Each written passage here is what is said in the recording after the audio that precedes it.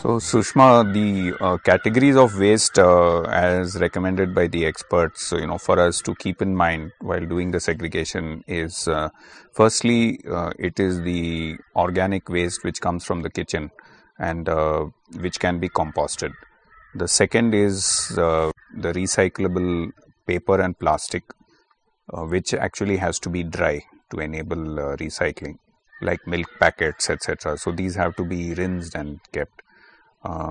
The third is waste which cannot be recycled by us at home, but it is the e-waste and toxic waste such as used batteries or CDs and electronic goods, actually any form of electronic goods, because they contain a mixture of heavy metals and they even contain precious metals.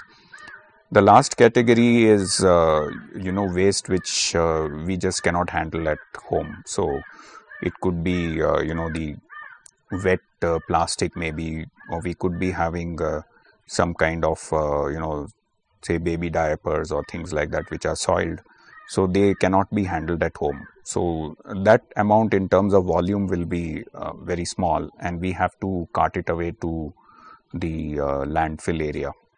So waste management is very simply put, why is it needed? I thought of an analogy like this, that if you take two very simple household things like sugar and salt, they are both useful, but when we mix them together, we get a mixture which is totally useless. Not only is it useless, but you can't separate it once it is mixed. So waste is something like that. If you segregate it in the beginning, then each of those components can be used, or at least 80% of it can be used. If you mix it up, nobody will ever separate it, and the entire 100% is useless. Now, by following the segregation, we also are able to reduce the volume of rejects. So the amount of waste that is actually carted away from our houses is brought down to a very minimum. In terms of volume, it is really like 80% of it almost, which would be compostable kitchen waste. So we take care of that by composting it in what is now available as a khamba. It's a very simple arrangement which I can show you later. That will convert organic kitchen waste into useful compost or manure which you can reuse in the garden.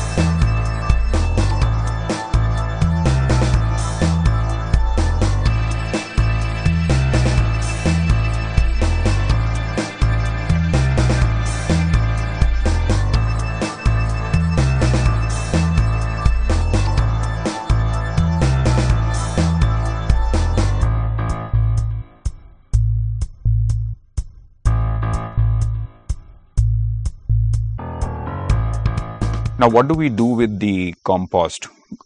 So, some of these things are more manageable when, we are in a larger community. So, I talked to my neighbors and a lot of them were very enthusiastic, and most of them have adopted this method of kitchen composting. The compost, we reuse it in gardens. In our community, we thought of a way in which we could get together and grow vegetables at a common area, so that it will give everybody an experience of a small organic vegetable patch.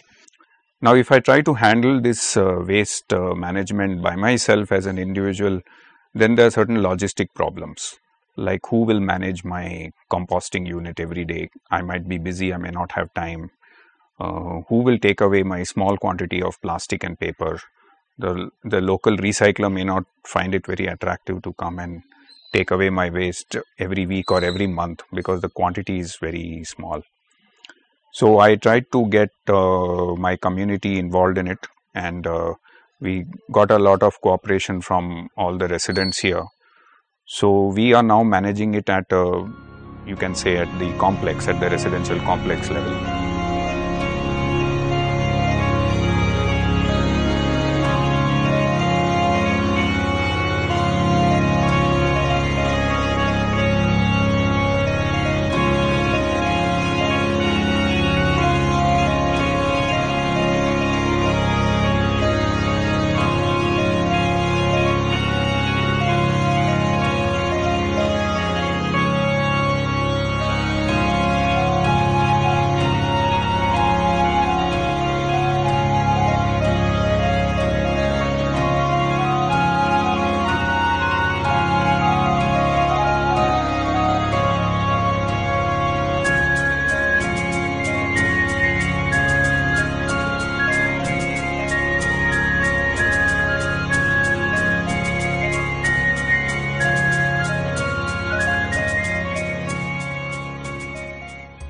Looks like she's learnt her lesson. Yes, sir. How do you always know who can be turned around and who cannot? That's because I'm God. Shall I call her back? No, let her be. She is doing a lot of good to the planet. Maybe in a few years, she and her friends will even make a movie on this whole incident so as to spread the word among all others. Yeah, let her be. We have all the time in the universe, but Earth does not.